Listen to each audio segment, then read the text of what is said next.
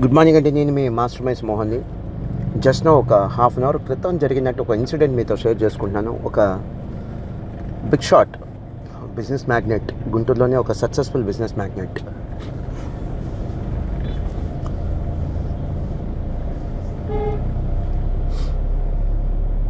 తన బాబుని CA join చేయడానికి రావడం జరిగింది. అడ్మిషన్ డిపార్ట్మెంట్కి వెళ్ళారు. కౌన్సిలింగ్ సెషన్ అంతా అయిపోయింది.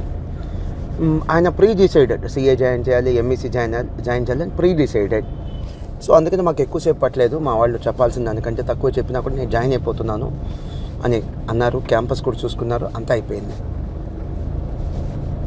సో చివరిలో కంక్లూజన్ ఏంటంటే నన్ను ఒకసారి కలుస్తూ అన్నారు. నా దగ్గరికి తీసుకురావడం జరిగింది. ఇంట్రెస్టింగ్. నేను అడిగాను, సార్ జనరల్గా మీలాంటి well to do families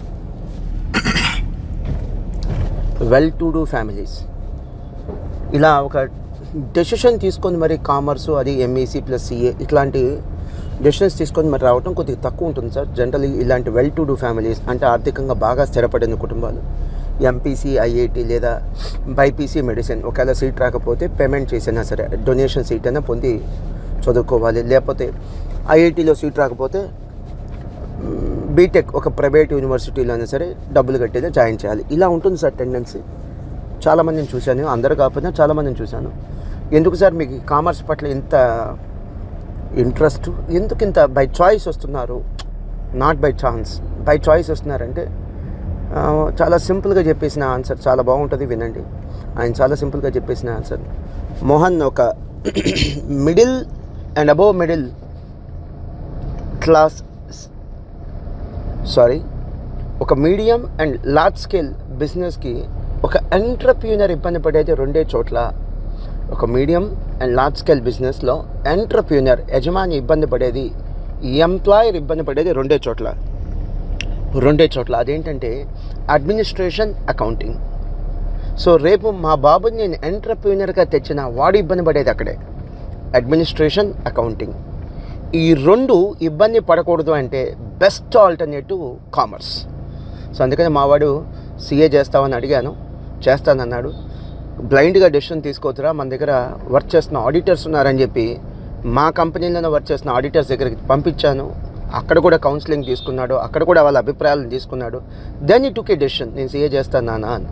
and చివరిలో వార్న్ చేశాను, అరే ఇది బీటెక్ బీకామ్ లాగా ఈజీగా ఉండదు, ఇదేదో కాస్త ఐఐటి లేదా మెడిసిన్తో కంపేర్ చేసి ఈజీగా ఉంటుంది, కానీ బీటెక్ బీకామ్ అంత ఈజీగా ఉండదు అంటే నో ఇష్యూ, నేను వర్క్ చేస్తాను అని చెప్పడం జరిగింది బాబు. ఆ బాబుకి ఎలాంటి గైడెన్స్ లేదా కౌన్సిలింగ్, మోటివేషన్ ఇచ్చింది ఎవరంటే మా కంపెనీలో పనిచేస్తున్నటువంటి ఆడిటర్స్, మా కంపెనీలో వర్క్ చేస్తున్నటువంటి ఆడిటర్స్. పర్లేదు 1 year లేట్ అయినా సరే పాస్ అవ్వచ్చు, ఇట్ ఈస్ అచీవబుల్. అంత కష్టం అని అనుకుంటాం, కానీ మరీ ఐఐటి అంత మెడిసిన్ అంత కష్టమైతే కాదు, ఇట్ ఈస్ అచీవబుల్ అని వాళ్ళు కూడా చెప్పడం జరిగింది. మోహన్ అన్నారు. నాకు ఈ బిజినెస్ మ్యాన్ ఎవరైతే ఉన్నారో, ఈ పేరెంట్ ఎవరైతే ఉన్నారో ఆయన చెప్పింది చాలా బాగా నచ్చింది. చాలామంది బిజినెస్ మ్యాన్ స్ట్రక్ అయ్యేది ఎక్కడ అంటే అకౌంటింగ్, అడ్మినిస్ట్రేషన్. ఈ రెండు ప్రాపర్గా ఉంటే వాళ్ళ స్కేల్ ఆఫ్ బిజినెస్ కూడా పెరిగిద్ది. They can do miracles. So నాకేదో షేర్ చేయాలనిపించింది, షేర్ చేశాను. మీకు కూడా ఇది కరెక్ట్ అనిపిస్తే కాస్త మీకు తెలిసిన వాళ్ళని గైడ్ చేయండి, లేకపోతే షేర్ చేయండి. ఒక స్థాయికి మించి బిజినెస్ చేస్తున్న వాళ్ళు అంటే మీడియం లేదా లార్జ్ స్కేల్లో బిజినెస్ చేస్తున్న వాళ్ళు మన వాళ్ళే చార్టెడ్ అకౌంటెంట్ అయితే accounting, taxation, legal issues, administration ఈ 4 కూడా చాలా బాగా చేయించుకోవచ్చు. వాటి మీద అవగాహన ఉంటుంది. మనం సీఏ చదివితే మన పుస్తకాలు మనం ఆడిట్ చేసుకోలేం, బట్ ఎవరో ఆడిట్ చేసినా అట్లీస్ట్ మనకు ఒక క్లారిటీ ఉంటుందిగా.